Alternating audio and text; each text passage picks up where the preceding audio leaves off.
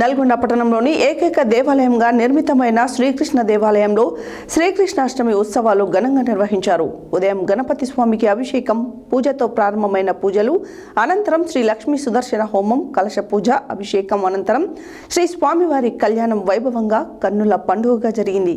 ఈ సందర్భంగా వారు మాట్లాడారు. నల్గొండ పట్టణంలోనే ఏకైక దేవాలయంగా నిర్మితమైన శ్రీకృష్ణ దేవాలయంలో శ్రీకృష్ణాష్టమి ఉత్సవాలు ఘనంగా నిర్వహించారు. ఉదయం గణపతి స్వామికి అభిషేకం, పూజతో ప్రారంభమైన పూజలు అనంతరం శ్రీ లక్ష్మీ సుదర్శన హోమం, కలశ పూజ, అభిషేకం అనంతరం శ్రీ స్వామివారి కళ్యాణం వైభవంగా కన్నుల పండుగగా జరిగింది.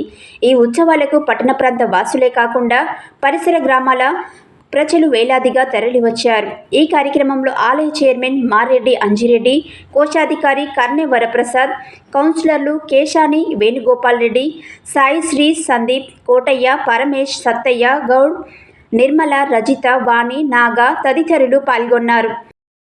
పరమేశ్వరుడు కూడా ఆ హిమవంతునికి కొద్దిగా గరిక తీసుకొని వెళ్ళి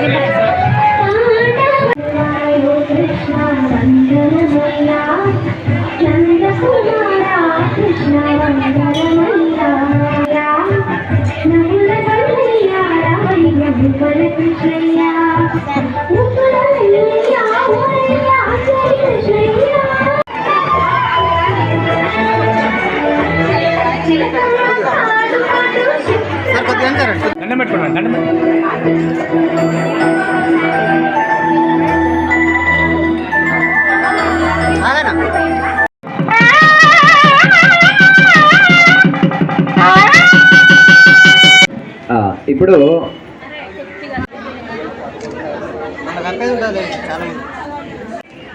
అయ్యా చప్పుడు చేయాలండి కొద్దిగా.